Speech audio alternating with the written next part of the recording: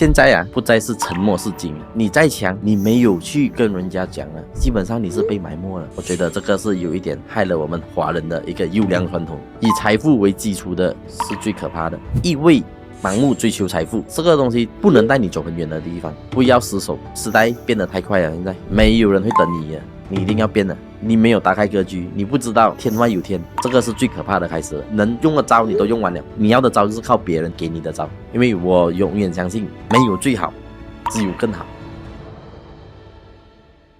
欢迎来到今天的节目。Vin， 你是几年的？我是88年的。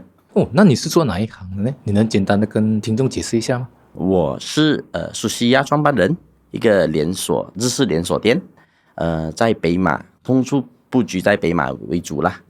都是现在在吉打、槟城还有贝拉。目前我们有11家的分行。苏西亚是我创业至今大概有8年的时间了啦。OK， 同时间在这几年呢，我们也有一个子品牌是阿基多 ，which is 说我们的那个日式酱料的。这个日式酱料是已经是受清真认证的啦，我们是有清真认证的一个品牌。当然这个品牌也可以在各大超市也可以找到我们哦。这个是我们中间的一个小发展，不同的 pipeline。需要8年时间。8年时间。那 Vin， 其实你从小你有觉得自己跟同龄人有什么不一样的地方吗？我比较喜欢逆向思考，或者是我很喜欢问自己，假如这样，假如那样。我很喜欢做很多假设。其实我觉得这个假设就大多数人家都会听到，就是 think out of the box。我相信这个跟这个是有关系的，因为每次我们说 think out of the box， 其实是很太过笼统，或者太过很难去联想。过后我再深入了解过后，我就觉得maybe 我做的这些就是 think out of the box。就好比说，在我刚出来社会 after 大学毕业的时候，同龄的或者同辈的我同学呢，很多时候都选择去了新加坡上班。其实我那个时候就决定不要去新加坡，是因为我觉得我要留在马来西亚做不一样的东西。虽然对新加坡机会很大，尤其是那个汇率是很诱人，但是我觉得这个 formula 或者这个方程式太过容易明白 whereby 代表什么呢？没有突破，你已经知道你的极限在那里了。也不是我想要的东西，这个是第一个，我就没有去了咯。过后的时候，我就在一个石油公司工作了3年。3年期间呢，我也是感受到，就是很多我的同龄呢，因为在新加坡工作，我们也不可否认，他们赚的钱或者是他们留的钱比我们来得快。他们会买很多房地产，我只可以说他们不好听的一句是他们穷的只剩下钱。我不管讲是不是悲哀或者是什么，他们就只剩下手头上的一些资金，他们就买房地产。那时候我每次都会听到就是哎呀，现在买啊，不买和起价很高啊，什么东西。那个时候呢，我就问过我自己，我需要跟他们这样去，就是跟着大多数的人一起进入这就是去买 property 啊，房地产，绑着自己嘛。过后我就决定问自己，假如我不要这样做呢，有什么 option 呢？房地产不免会起价，但是我的价值，我相信，如果只要我创造不一样的价值，我的身价会快过这个房地产的升值。Always comparing 不同 option。对 ，always comparing 不同的 option，always looking at 不一样的可能性。当然，这个是一定有风险的事情啊吧。就是一个 entrepreneur 一定是要拿风险的啦。所以我就是在那个时候的假如过后的很多假如来到今天的我，假如所以就是说，那个时候就是人生有很多交叉点，没有人会预算几年后会走到那里，但是每个拐弯会塑造的今天的你。The road not taken 啊。对，我是这样觉得。The road not taken，或者是有一些 route 你还没有 taken， 你已经知道了，你选择性走这条路，还是你选择性走未知的路？那为你其实你说毕业过在Johor工作是吧？这样其实你是什么 background 呢？我其实是一位机械工程师，我是在一家石油公司负责做一些关系到石油公司的一些器材的一些制造商。那个还是关系到本行。对，其实有关系到我读的。这样你是几岁开始创业的？27岁的时候创业的，就是出来工作3年过后，对。在什么契机之下，是什么事情让你想要创业呢？那个时候，其实那时候有很多想法。第一，因为我常年都在外地，希望借助一个机会，哪怕是再风险的，我都想要说回来 ，maybe 北马这一区附近靠近我的家里人了。Along the way，我在外地上学跟工作这期间，很多大大小小的 moment，actually 我觉得都失去了跟家里人的 moment。maybe 很多人说赚到钱都可以回去吗？怕什么？但是很遗憾的，我可以说，在外地打工的99% 的人，其实他们都达不到他们想要的东西，这是一个很可惜的地方。但是很多人其实没怎么看得透了这个地方。然后我又想说，要如何改变生活？那时候我也问过自己，假如我2个都要呢？要怎样做？只有创业，当然是风险很大的一个事情啦。像当时为什么会有这个想法，想要创办Sushi呀？这个也是一个机缘巧合，就是跟我现在的 partner 有关系的。我的 brother 也是我的 partner， 他是以前是一个 chef，Japanese chef， 我就跟他 call up 说，我想要try 一些 concept 在 Japanese restaurant 呢，还是我想运用我自己学到的知识在 management， 我们就开一家公司了，我们就做吧。他就说好啊，就另要。同时间也介绍我新的一位 partner， 在新加坡做工的 chef， 也是 chef， 他是北马人，大三角人。所以我们都有一样的理念，就是想要找机会回来家乡，回来北马啦，我们说比较靠近啦。所以大家都有一样的理念，就是虽然在外地可能赚的钱比较多一点，机会也多一点，但是不会比牺牲家里的 moment 和家里的时光来得多。所以当时就有一个想法要做Sushi呀了。对，要创作Sushi呀，所以就这样浩然的回来创了Sushi呀。真正还有一个原因是说，为什么这么多行业选择餐饮呢？那个时候的我的想法就是，我并没说什么大富大贵或者是什么大计划，只是想找一个行业真的是生存率会偏比较高，然后受欢迎度比较高，然后同时间呢，因为我可能比较喜欢得到喜欢 serve 人家所以我希望是人家可以看得到我在做什么，所以我就选择了做这一行。但是很庆幸我有到今天的小成就。经过这几年的看法，原来饮食业的生存率是很低的，完全改变想法。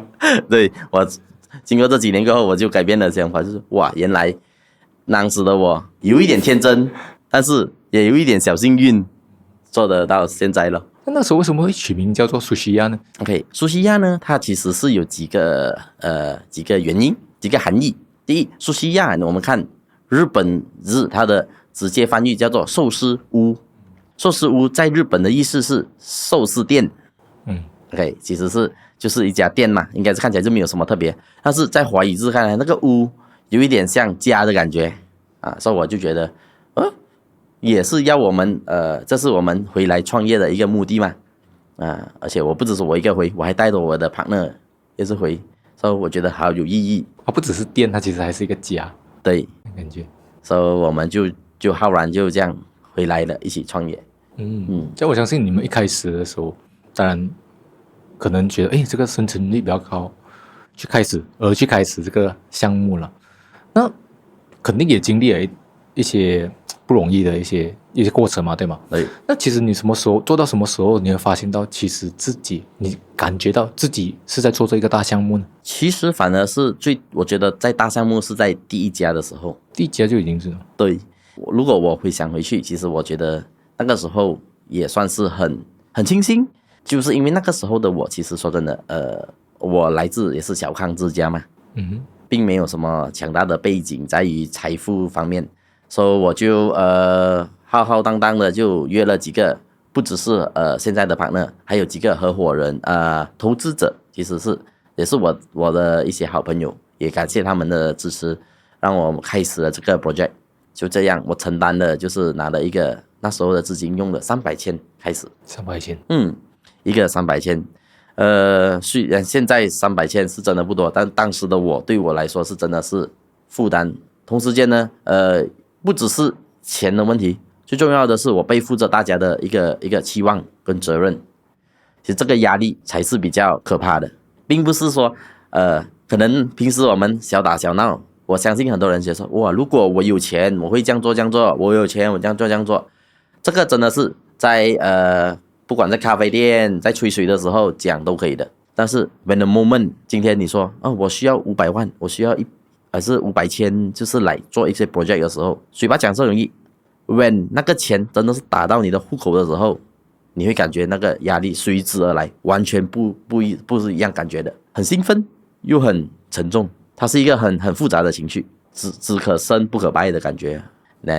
后期的发展呢，就因为它都比较more to duplication， 它都是 duplication， 而且信心度增加了，基本上每一次的筛选的店务，新的店的开店呢，也是很兴奋，也是很顾虑，保持初心啊，保持初心。但是对，很兴奋，但是同时间也是会有很多顾虑点。哇，这间店会不会很好？会不会做得很好？还有什么东西我遗漏了？但是到最后每次的开业呢，都是很心情错乱，很复杂很复杂。那么你现在是11间嘛？对，从0到11间，你经历过最难过的关是什么呢？最难过的关，我相信是大多数餐饮业一样的关，就是在 MCO 的时候。那个时候呢 ，MCO 不只是打乱了我们发展的脚步，因为我们每一次都有预定跟我们的几个关键的管理层说，我们今年要达到多少家，要如何我们的目标是怎么样 setting 的。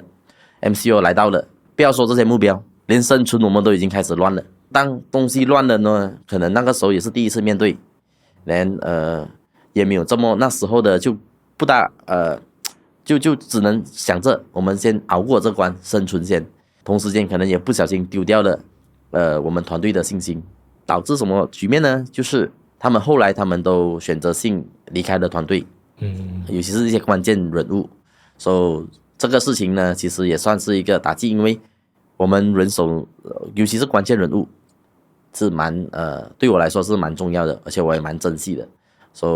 那个时候真的是又想要发展的同时，又要考虑到我们的能力，发展的能力有没有到位，也是蛮难过的啦。重新要编排过整个团队的那个步伐。那个时候是怎样一步步熬过呢 ？OK， 那个时候我们采取的是一个蛮极端，同时间又很 flexible 的做法，就是呢，我们改变了我们的团队的薪资。这个其实是蛮新颖的一个做法，用于来激励我们的团队。在创业的第一家跟第二家的时候，是我们亲自对跟客人，相信服务都会比较好，或者是亲力亲为嘛，大家都这样。但是当你是依赖团队的时候，要怎样保持这个素质呢？当然你需要一直鼓励你的团队要做得更好更好。鼓励的方式有很多，但是来到 MCO 的时候就不一样的方式了。需要采取不一样的措施做法，鼓励他们的整个团队提升。那个时候我们也算是一个蛮创新的一个方式来鼓励大家，就不只是很顺利的熬过了 MCO， 反而我觉得比起很多同行，我们做的是很好。我们在 MCO 期间不久也开了差不多2家店，也是多得我们团队留下来的团队就协力配合这整个改变了。蛮特别的一个出发点，就是那个时候你是调整薪资。那其实在 MCO 就是属于那个比较资金 cash flow 比较断裂的情况嘛，那反而采取了一个相反的一个措施去调整薪资。对，所以呢，你做餐饮业这样久啊，最大的领悟是什么？最大的领悟啊，就是人哦。我们餐饮很多人都觉得，哎呀，要食物好吃啊，要服务好啊，什么的好。对，这个是基本。但是我发现最大的领悟就是在如何跟人打交道。人，不同的人哦，自己的人就是自己的团队，外面的人就是客户，然后还有供应商也是人。你在装修，你在维护你的器材的时候也是人，样样都是人，对我来讲都是人。当然，我们不是说见人讲人话，见鬼讲鬼话啦，我们要变到这个样子啦。但是我领悟到的就是，要如何让人能接收到你的讯息，跟了解你，配合你，最后做到你能做的东西，这个真的是很难的一个事情啊。拿捏人心，拿捏人心，你不只是要了解别人，你也是要了解自己。那么你在餐饮业这样久，讲真，有后悔过吗？后悔是没有，因为从中我得到的很多，当然也是有失去。我很高兴我有得到一点点的小成就，也有一点点的小recognition 啊，by 大众，因为怎么说也是有一定的连锁，还有最重要就是我有一个很强的团队了，所以跟着我们一起发展。OK， 像我们讲了餐饮业嘛，那在你角度看来，其实你认为餐饮业最重要的是什么？撇开刚才我讲的人，最重要其实，我先说我学到的东西。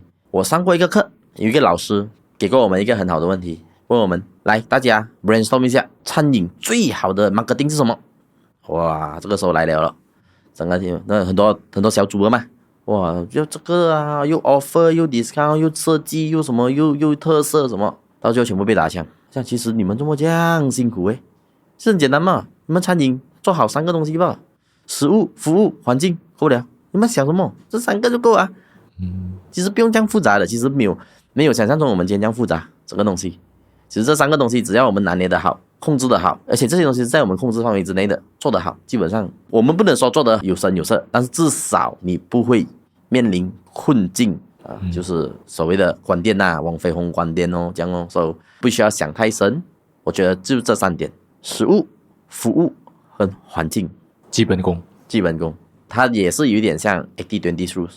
这3个东西就包含了80% 的东西的，剩下的20% 就是所谓的可能设计比较美有些小特色。那么对于想要进入这一行的年轻人来说了，你会给他们怎样的一个建议吗？要有 discipline。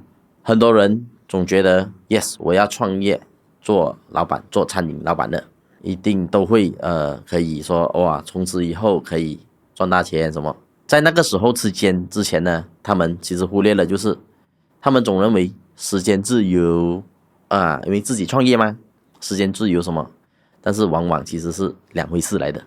我所谓的 discipline 就是说呢，首先先问自己是不是能不管风吹雨打，你都 make sure 你的店能开。因为说真的，要 stop 要放弃太容易了，就是等于说，哎呀，我是老板，明天不要开就不要开啦，我心情不好我不要开啦，明天。哎呀，后天哎呀，好像东西没有准备得很齐，不要开先啦。你应该跟自己说，你没有选择，你死都要开。你有这个 discipline 跟决心之后呢，基本上你在成功的路上你已经赢了一半。我看过太多人就是当给你自由的时候，你自己拥有自由的时候，你是滥用这个自由度。对，你可以开，没有开，没有人会怪你的，因为你就是老板。但是我只能说，你就离成功的那个方向一步一步的远去了。所以因为你打工，所以有人 manage 你；要自己创业的时候就要自己 manage 自己。对，这个我也是有一个小分享，就是以前的时候，我们每次提拔一个人做 manager 的时候呢，他的性格就不一样去了。OK， 我们就往往就有几次撞墙一样了。诶，怎么他在之前的时候都做得好好的，我们就提拔他咯，升职哦，升职过后，诶，怎么就变成另外一个样子了？又不是我们想象的这样拼啊，还是什么？直到一天我遇到一位所谓的 HR expertise， 我就问他一样的问题，他跟我说的，我觉得真的是一眼惊醒梦中人。他跟我讲，其实你要知道，当一个人被赋予权力或者是职位的时候，当他有更多的自由度的时候，那个时候才是真正他来的。就等于说呢，今天你是被 manage 的人呢，你会害掉自己的性格，比如说自己的惰性，没有 discipline 哦，缺点啊那些。但是当你被给予责任或者给予自由度的时候，他这个惰性，他这个 non discipline 的就会被放大了，或者他一些的缺点全部会被放大了，因为他有自由了嘛。那个时候才是真正他的自己。所以筛选人的时候，真的是要真的特别小心在这边的。这样怎么办呢？这升职的过后又不一样了，真的是不一样了的。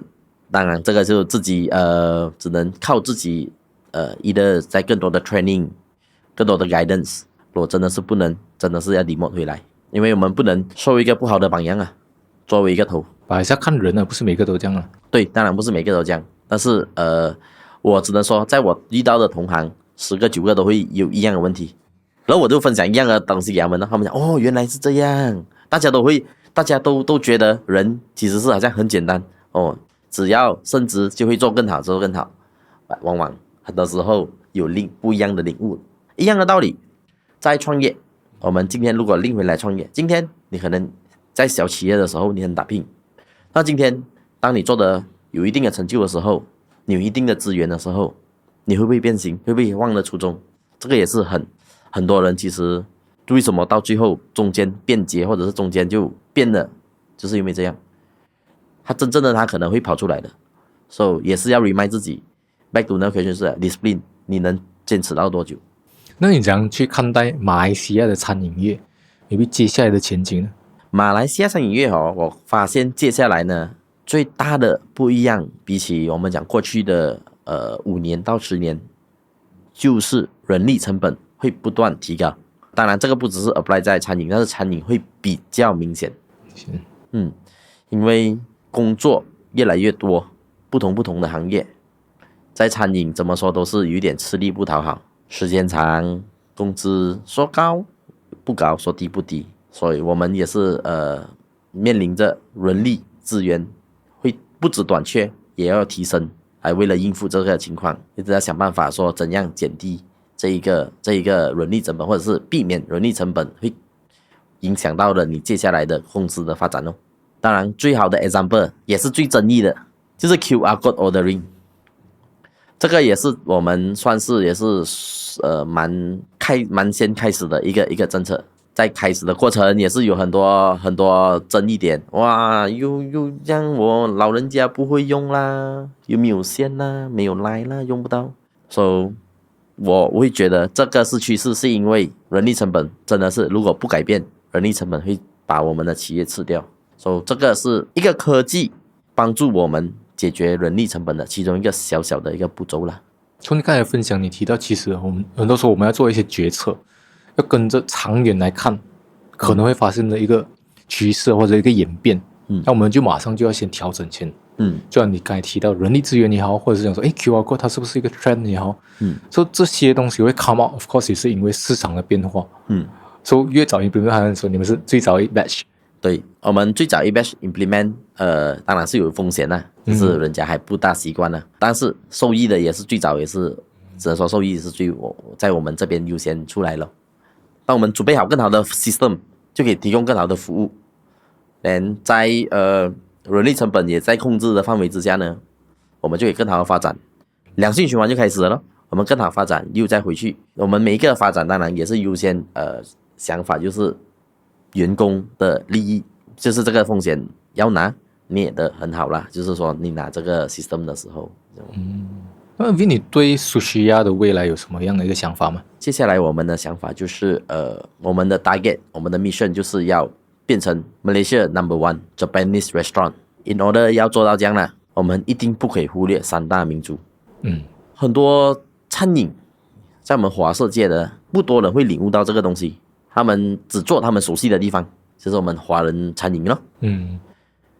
但是我们都知道，如果要变成在马来西亚做顶端，我们不可能忽略，也不可以忽略掉这一块市场。接下来我们在申请着清真的那个过程，极力打造清真，吸引更多马来人的注意力。那 Vin 想问一下你的看法了，所以很多年轻人可能会觉得自己没有资源或者是没有经验去创业，对于这一点你的看法是什么呢？很多人都讲我要等到这个好，我要有这个先，我要有那个先。我是觉得没有最好的时候，只有最适合的时候。There is no best moment for you to move the first step， 因为每个人每天你都会觉得不够的，最好就是当下，我是这样觉得。前提就是你要知道你输得起嘛，听起来又很 negative， 但是又是一个很让人 motivated 的一个想法。很多人讲回来找我，Win， 我想问看你意见，我知道有这样的好，但是又怕担心这个事情。我通常回答就是，我觉得你看到这个方向的 method A 的好，但是世界上很少有双赢的东西。但是你看到它的不好，你能承受吗？你能，而且你想要 try method go ahead， 只要你是输得起 ，why not？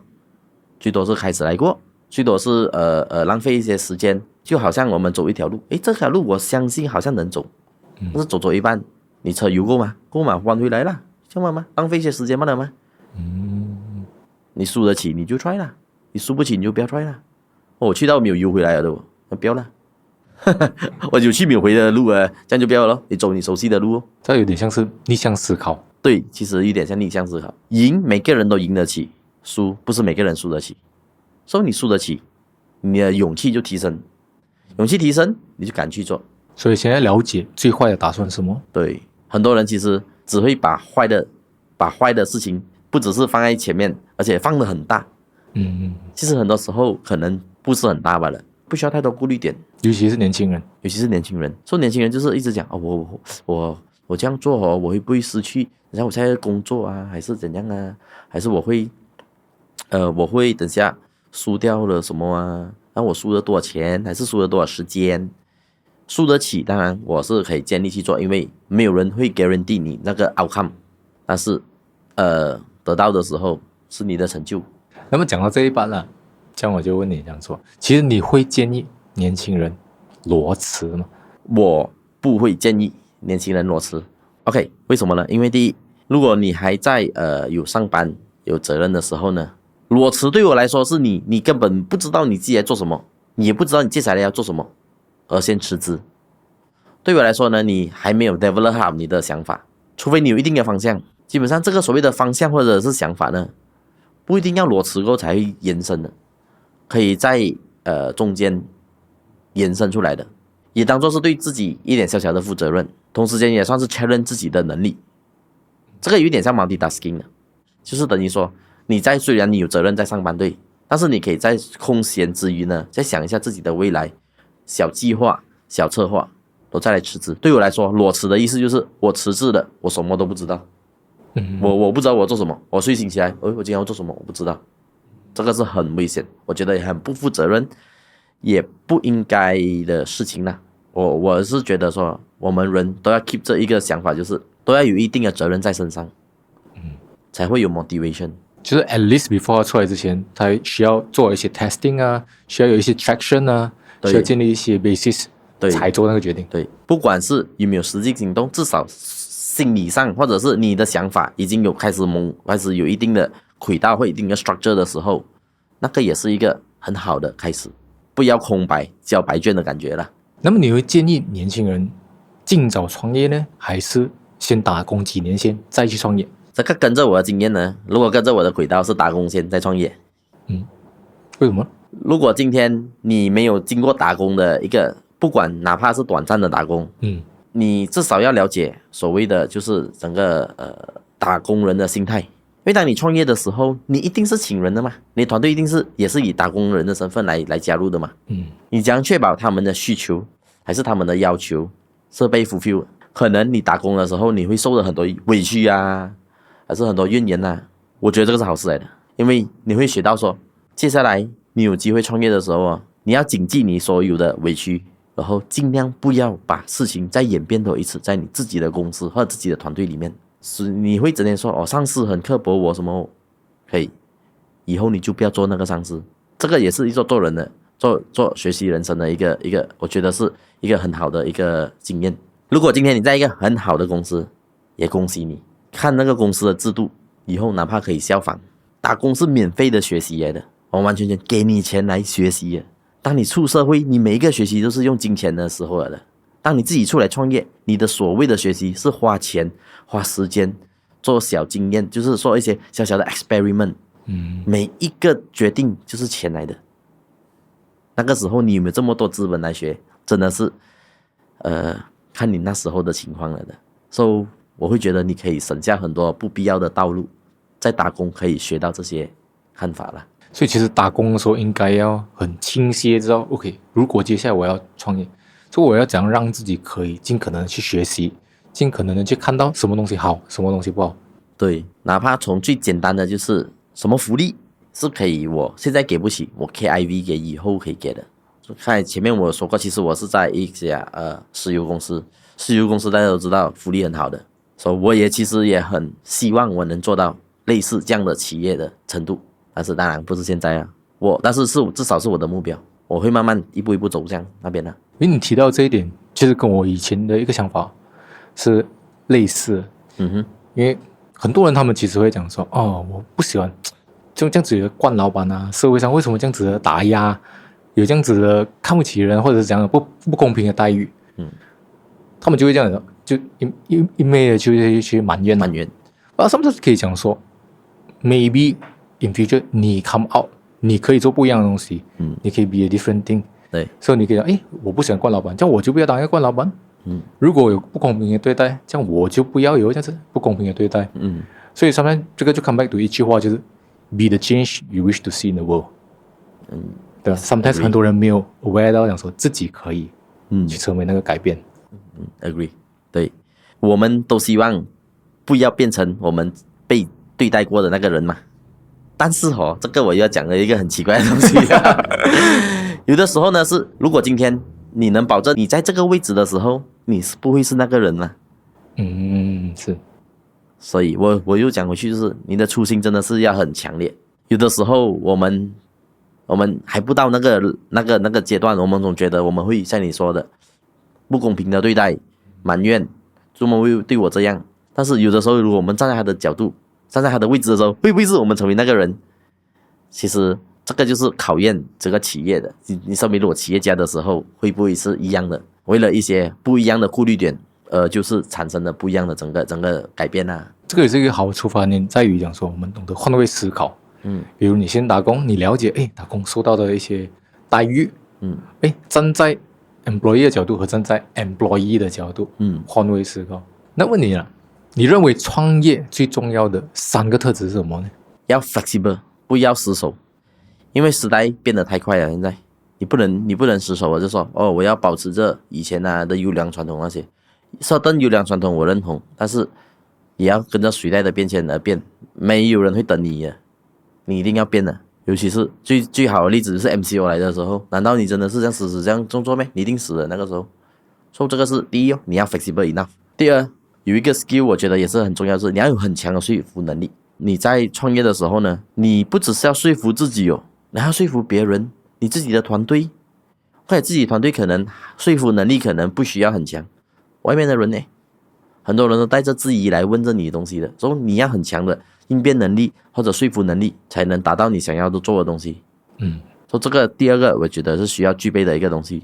最后就是要很果断，因为我自己经历过一段时间，也是我会举棋不定，要这样要那样要这样，尤其是在一些危机的时候，我发现在那个时候你的果断反而是最致命的，致命过你任何一个决定。There is no worse decision than no decision。 你不可以没有，尤其是如果你是领队的，或者是你是带头的，你一定要想办法给个方向，哪怕那个方向可能会偏离一点，好过没有方向，这个最重要。所以我觉得这3大重点。所以第一，不可以失手，要 flexible； 第二，要有说服力；第三，就是要有果断能力，果断决定的能力。那么 Vin， 你认为你本身最大的强项是什么？你的闪光点是什么？ OK， 我觉得我闪光点是在我对每件事情都保持着空瓶的状态，永远不满足。当然不是贪心的不满足，是说我都会觉得说，今天最好的事情不代表明天最好，也不代表后天的最好。我永远都跟自己说，今天 maybe 我们决定这个是最好的，可能是明天的更好，后天的很好，大后天的还好，就是说这样才可以一直推出自己进步，还有什么空缺的一定要补上，更加全方面的进步咯，整个东西总是寻找突破了。对，寻找突破，哪怕有一个缺口，可能在那个缺口也是你突破整个局面的一个小机会。那么 Vin， 看你其实在于所有的一些经历上，我听得出讲说你有一些很不一样的特质，也有很多强项。那么 let's say 啦，今天你可以选择一个特质可以需要90分，把其他的特质只能维持在70分，那么你会选择哪一个呢？做90分呢？我会选择说服力，因为我觉得什么东西都要 start with 说服，哪怕也是，而且不管是在什么行业，说服力是你必备的一个 skill。今天你是一位上班族，你要 interview 新的工作，你是不是在说服别人请你？今天你是企业家，如果你今天是在请人的时候，或者拉拢人才的时候，你是不是要说服他加入你的团队？今天你要面对顾客的时候，你是不是要说服他为你买单？所以我觉得说服能力是我最希望可以达到的一个巅峰，或者是它可以帮助我解决更多的问题，更加快速的达到我们想要达到的目标。So Vin，你的 MBTI 是什么呢？我的 MBTI 是 ENFP。那么你认为 E 人和 I 人谁比较容易成功呢？以我的经验来看，是 E 的人。现在的社会不再是沉默是金因为在这个社会现在呢，你再强，但是你没有表达能力，你没有去跟人家讲了，是基本上你是被埋没了。这个世界的声音现在太多了，以前可能我们会受到华人优良传统沉默是金，沉默是金，我觉得这个是有一点害了我们华人的一个优良传统。有的时候真的是我们要学会表扬自己，不算是不是炫耀，而是把自己的优点放大，来让给人家知道你是强在哪里。有一个maybe 大家尤其是在 big corporation 会发现的一个，或者是会面对的一个问题，就是哇，他又升职了，他什么都不会做的，他会讲不了。我相信这个东西每次在很多大公司会听到的，但是不要忘记，往往就是因为他会讲，他引起不一样的注意力，不一样的注意力，人家对他的信心度就增加。这个是一个连贯性的一个问题。如果今天你静静在那边你是 I 型人静静你会真的会做，你很强，对，你能力真的很强，但是可能来到一个阶段，人家需要一个不只是会强，而且会表达的人。而且 E 的人往往会比较厉害找机会，通过 social 可能机会会比较快融入到他们的视线当中。所以即使是 I 的人，他可能也是需要在适当的时候懂得表达，去 sell 自己也好。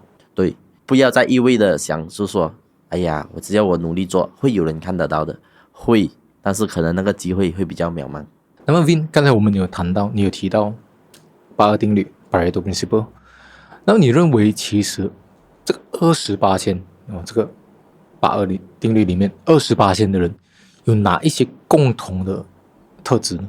我看到共同的特质就是在大家的目标都放在物质以外的，就比如说大家都把目标放在我们的公司规模、公司的价值如何提升，如何成就团队，如何把团队带出另外一个层次。因为只有这样的目标呢，你可以不会这样累你就不会觉得到了一个程度你会觉得我很累了，我不想继续了，不会，因为你的使命感会更强，你会继续想往上爬，继续走更远更大，创造出更大的价值，不管是给团队，不管是给你的顾客，不管是给社会。所以我是看到这个20% 的人最大的分别，就是他们不会 focus 在物质上面呢，不会把物质放在优先。对。那么 Vin， 我很好奇了，你在请人的时候，你最看重的品质是什么呢？其实我也是参考了 Elon Musk 的那个 interview OK， 我其实在之前的时候就问了很多问题，在 interview 的时候，后我发现我问的问题其实到最后，我觉得 Elon Musk 那时候的分享，我看的还蛮有道理的。然后我也是接下来也是学习他的interview 方式，我看中的就是他过去做过了什么东西，不只是让自己很自豪，也让他的团队也很认可的东西，一些成就。因为只有那个东西证明了你的执行能力、你的想法、你的观点。所以我在 interview 的时候，我都会问人家，过去的你有没有什么东西是你自己觉得很 proud of， 或者是别人有称赞过 ，well done， this is very good。那么你认为一个人的成功其实运气在里面占了多少成呢？在我看来呢，是占了 50%。那 50% 呢，与其讲运气，我把运气全部归纳为 timing。人家都说 timing 对，站在风口的猪都会飞，真的是经过了 MCO 这段时间呢，大家都可能真的是很感受的很强烈啦。好像比如说卖手套的一定是飙的，卖medical 产品的也是上得很快，在那个时候。所以呢，我会觉得是 timing。就好比说，好像如果是在我的经历呢，刚好有一个新的 development， 刚好就是需要一些餐饮进去，而我们就先把头筹先决定去那边的。当我们进了过后，我们就在那边说真的，就是站稳了脚步，得到了一定的很好的认可，当地附近居民的认可，那些这样别人就不会再进去了。所以这个也是我觉得也是待命。那么 Vin， 你觉得对年轻人来讲啊，有哪一些误区其实是阻碍到年轻人，阻碍了他们的成功呢？我会觉得一味盲目追求财富会变成他们最大的阻碍。很多人创业的初衷就是以自己可以个人赚多少钱，然后可以买豪车豪房为标准。这个东西对我来说呢，还是那句话，就是不能带你走很远的地方。maybe 你真的是误打误撞，经过你的努力达到了第一桶金，实现了第一个目标， then 那个是不是真的是成功吗？可能在你自己个人来说算是很成功，但是我觉得 maybe 你得到了你就 lay back 进入舒适圈，然后再多几年你反而就慢慢失去了忘记了你的初衷，你忘记了为什么要开始，因为你动力已经不在那边了。所以我觉得这个是最可怕的一个阻碍力。同时间呢，在你打拼的过程呢，其实到处都有诱惑。我只能说，不管是金钱上的诱惑，还是一些机遇上的诱惑，所以你可能因为你盲目的追求，你忘了你的初衷，又走偏了，东西还没到，你就急于成功，急于想要得到你想要得的东西，就这样也是变成了我们说的就不算是半途而废，而就是一半不见了。所以这个是我发现，就是以财富为基础的是最可怕的。所以还是要秉持着自己的初衷，要有一个物质以外的一个使命啊。对，那在你的角度来看呢，你认为打开认知有多重要呢？在我认为打开认知是非常重要，是因为如果你一味只是做你熟悉的东西呢，基本上你局限的不只是你自己，而是你整个团队的发展，你都会认为现在是最好的，这个是最可怕的开始了。再加上你没有打开格局，你不知道天外有天，你不知道人家跟你讲的是不是真的，或者是你在 verify 东西的时候也变成了很孤陋寡闻，或者是你很容易被人骗。打开认知除了可以预防自己受骗之外，也是把公司也好，把团队把身边伙伴提升另外一个层次的一个必要之路了。那么有什么方法吗？可以打开认知？对我来说要学会欣赏别人。这个 maybe 听起来好像很奇怪，欣赏别人怎样打开认知呢？因为我相信每个人不管在什么时候或者在什么地位，他都有他的强项，哪怕你的成就比他好，但是我觉得每个人的强项都是一个学习点。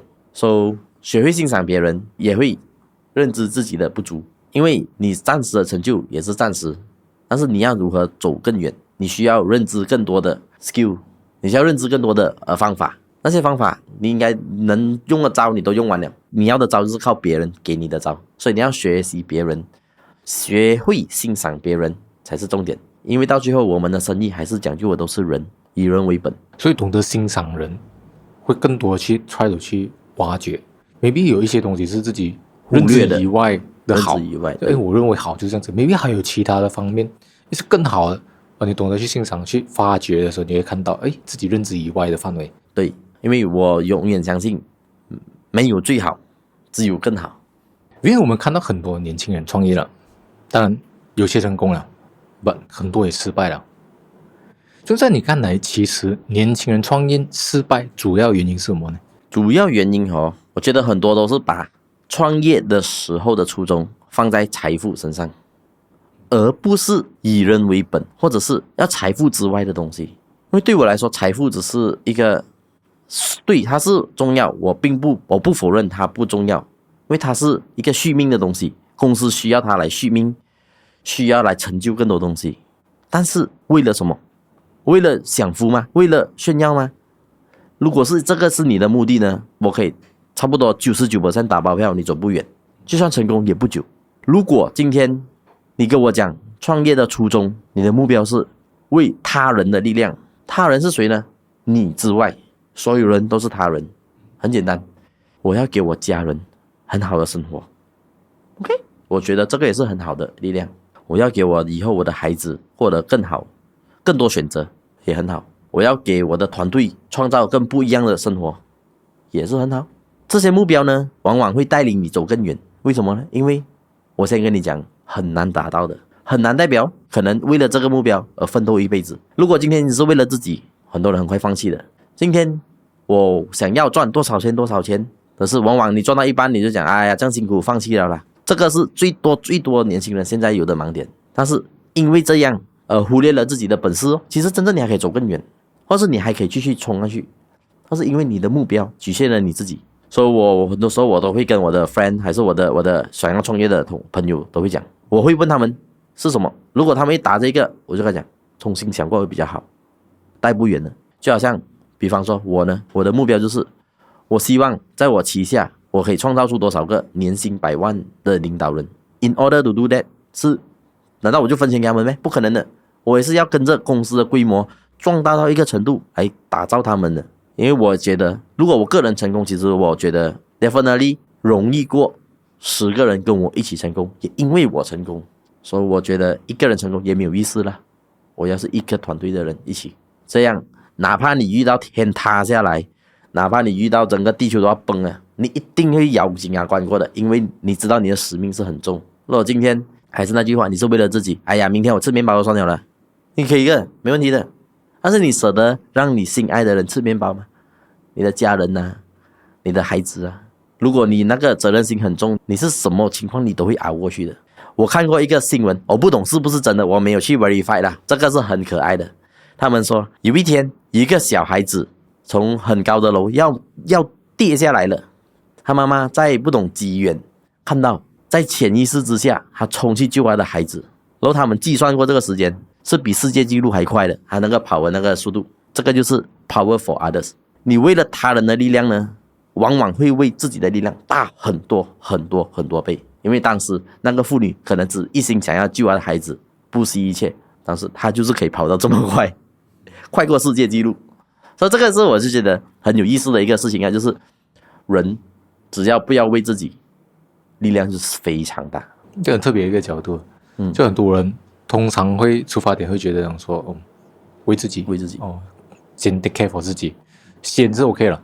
sometimes 要走得长远，你要找出你为谁而做这件事情，对，你 care 的东西是什么，对，这样才能走得更长远。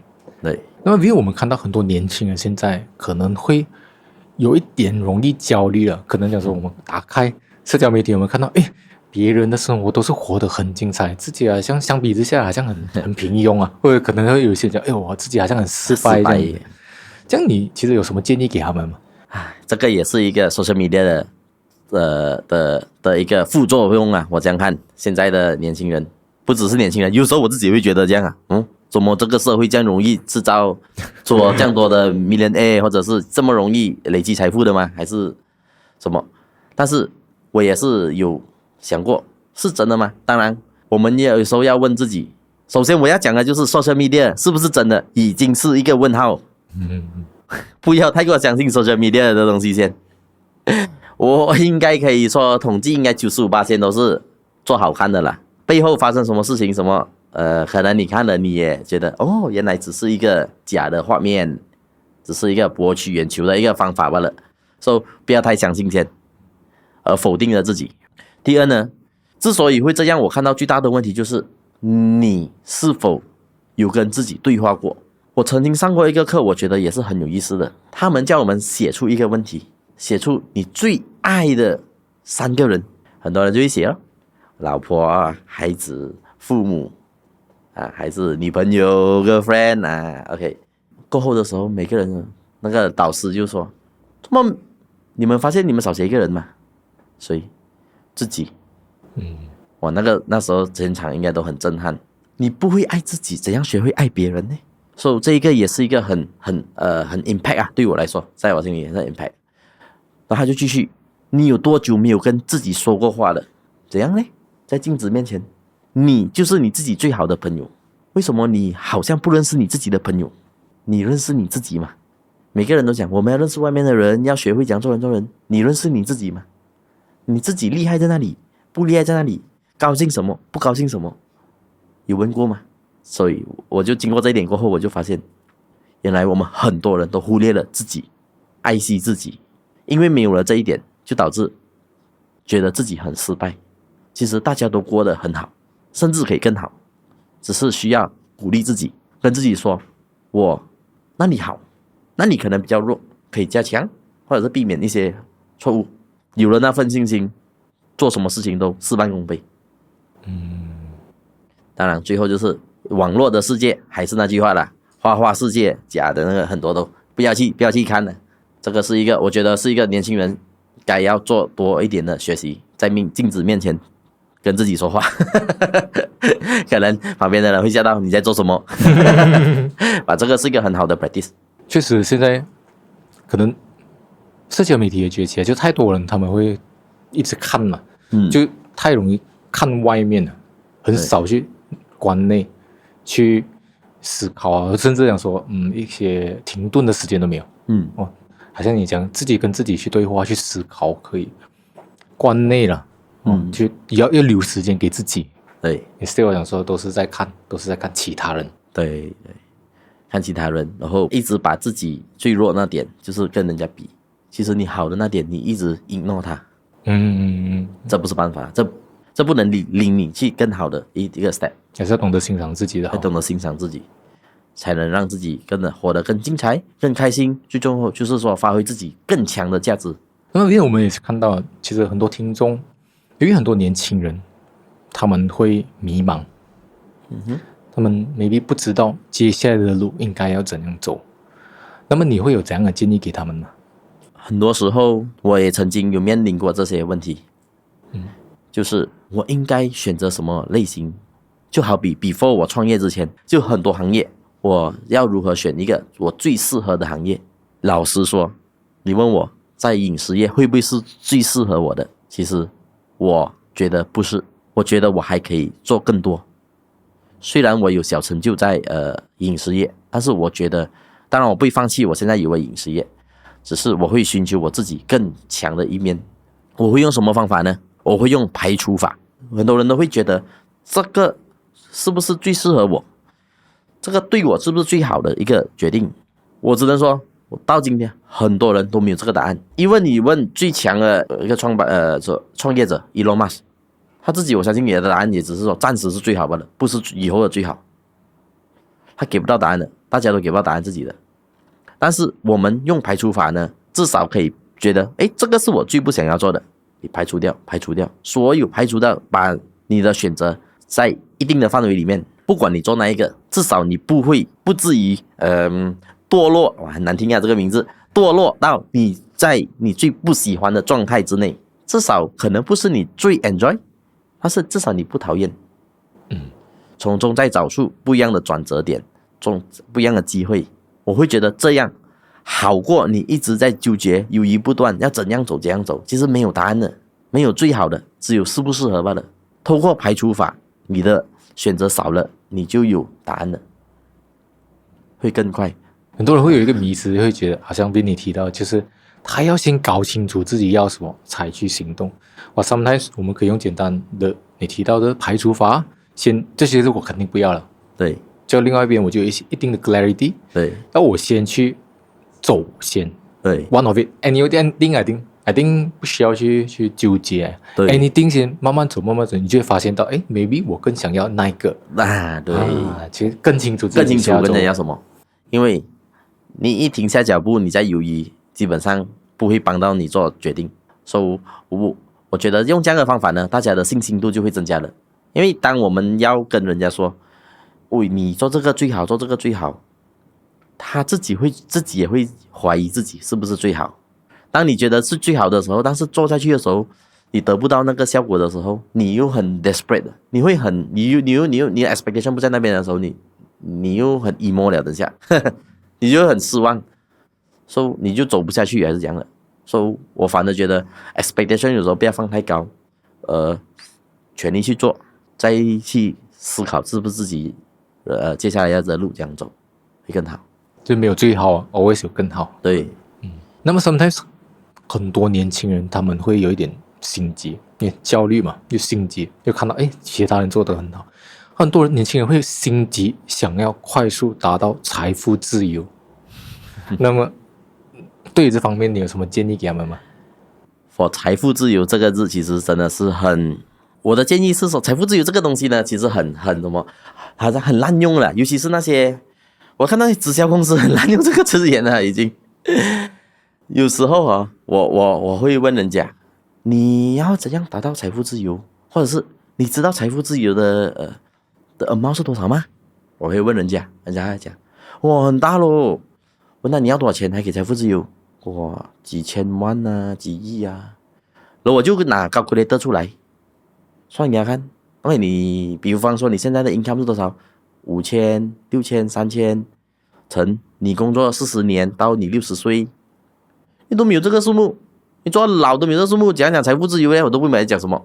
所以很多人对财富自由这个字眼有点模糊了。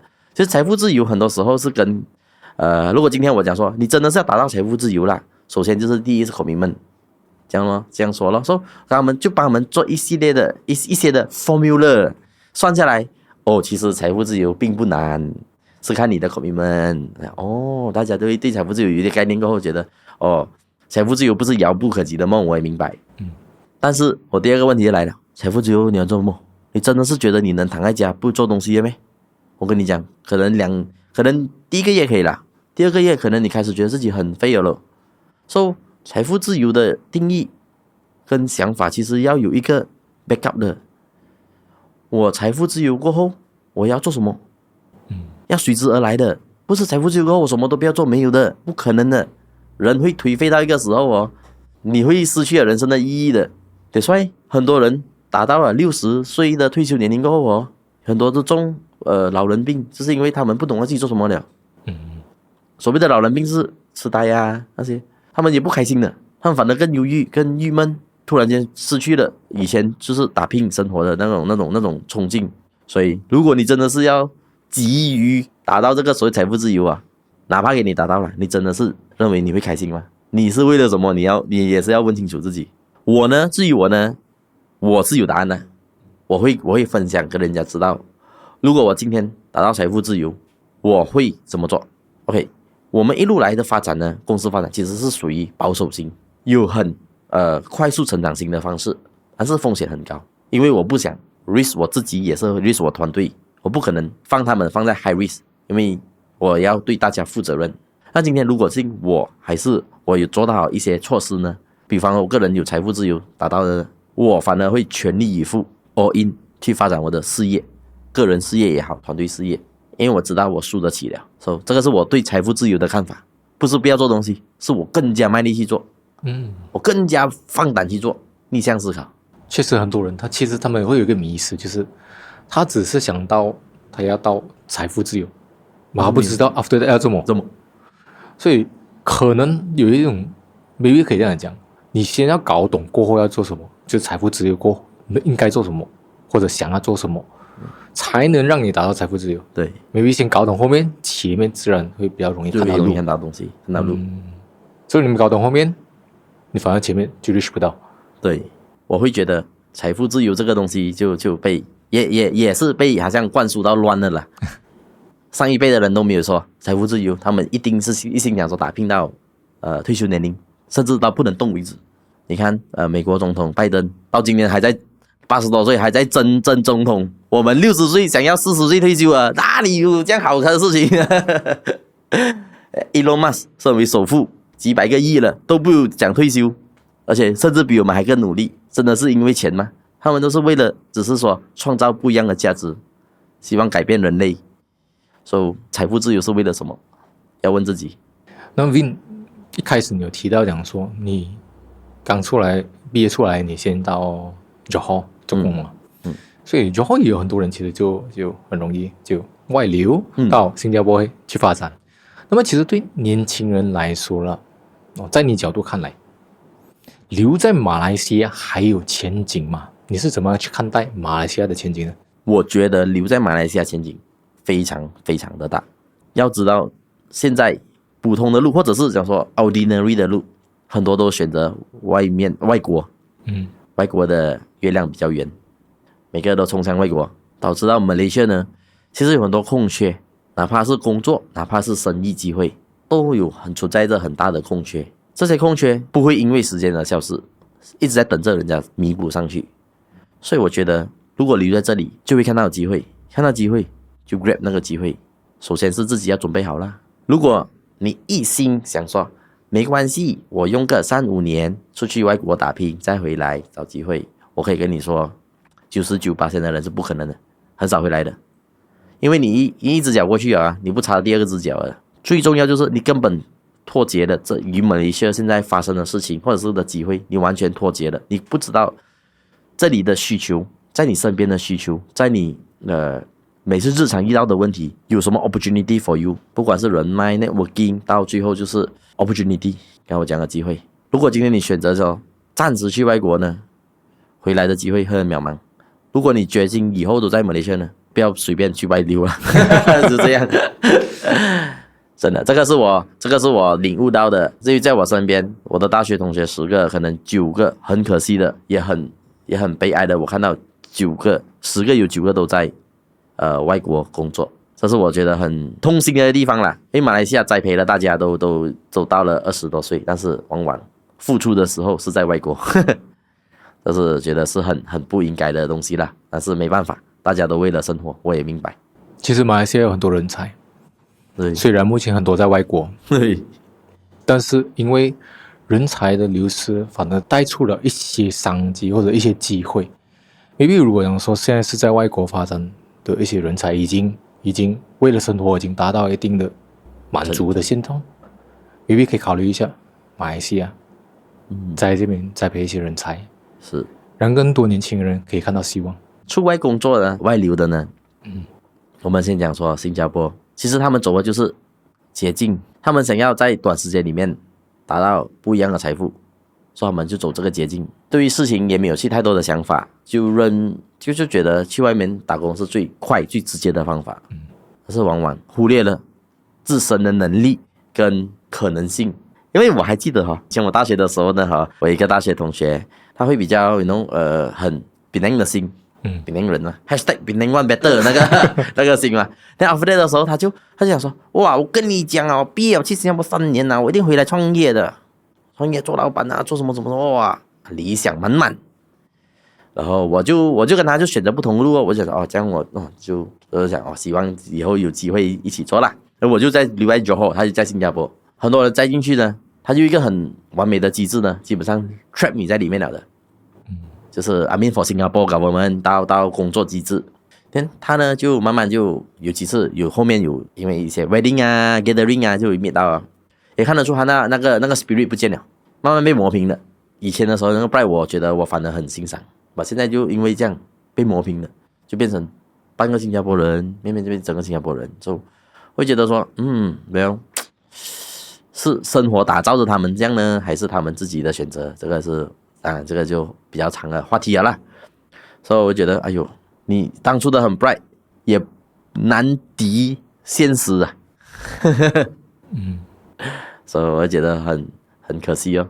连他这样那些完全没有想法的人呢，直接是随波逐流，直接是走到最后那条路，是不是就这样吗？maybe sometimes 需要保持一个 option 一个 open， 讲说 what if， 对，是不是可以讲说创造不一样的，对，因为毕竟保持那团火很重要，对，保持那团火跟那个里面那个可能性。当然，如果生命中或者生活中的过程有一些打击，也是一种机会哦。我其中一个合伙人就是这样的，他的 grandmother 是因为他因为距离关系，所以他就决定放弃新加坡的事业，加入我们，因为他觉得他不能再失去更多与家里人的一些这个是他的决心哦。有时候也是待命啦，我这样看，让人才回流。对，谢谢你的贡献。也不是，他也是要打拼啊，大家一起打拼啦，互相扶持啦，只能说互相扶持，互相成就这样。周斌，最后了，对于有些年轻人可能目前处于职业或者事业的一个十字路口，可能他们现在正在做着重大的人生决定。那么对于他们，你有什么话想要对他们说吗？我会觉得说，做每个决定都好，要问回自己，输得起吗？输得起的话，敢去，不用怕；输不起就不要，输不起不要。至于怎样分辨输得起还是输不起呢？是个人而异啦。有些人输不起时间，觉得这个时间我不能浪费了我就再不回头不能了。OK， 这样你就不要咯。有些人讲说，我只有那仅存的那一点点资金，我输不起，不然我连饭都没得吃，屋瓦都没得，也连屋子都不见去啊！输不起，不能，输得起就敢敢去，毫无怨言的去，你只管努力啦，那个成就或者是那个 result 就让时间来证明了。